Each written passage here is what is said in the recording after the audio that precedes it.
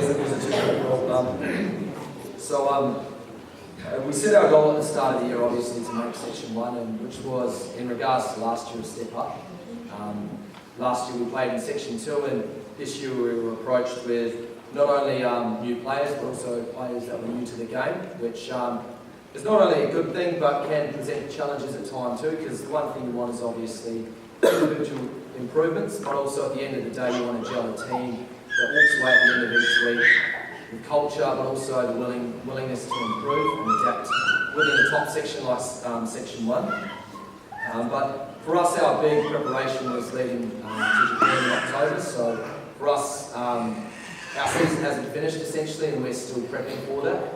And so for a lot of the boys, that's been our carrot in terms of our real goal is obviously to make sure we go over there and play our best footy as a team. So we wanted to make sure when we started our season we were doing that accordingly.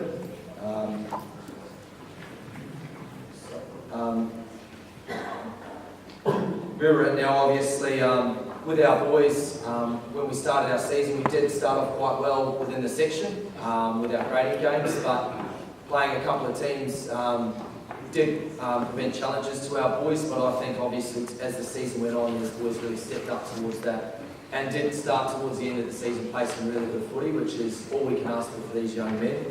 And good opportunity now to obviously say some thank yous. I want to thank obviously Mr. O'Brien, Tim Stringer, and also Michelle for all your work. Obviously Michelle was our manager this year, and Tim and Mr. O'Brien, Dan O'Brien were the coaches as well, and it was really good obviously to bounce off ideas, but in terms of communication, Michelle did all the work, which was amazing at that. Also to our parents, we always had a good amount of support at our games, which does make a difference for our boys. And I think obviously, you know, as was mentioned earlier, you do all the stuff behind the scenes, and it's easy to obviously turn up to a training and turn up to a game, but there's a lot of stuff that has to go on behind the scenes to get those boys off, obviously fortnight and all that sort of stuff, and obviously make them go to bed early and remind them they've got a game tomorrow. So for some of those boys, I saw some, I know Lossie, you were one of them sometimes, you were tired on Saturdays, but you still got there, which was good. But obviously, as was said earlier, for us, we've got a game tomorrow and then obviously a game in a couple of weeks, and in the holidays we head overseas, so we're pretty excited for that, and I know the boys have been preparing pretty hard for that too. So what we'll do now is obviously head into our awards, but the big thing is for our boys is I really commend obviously your desire and want to do well.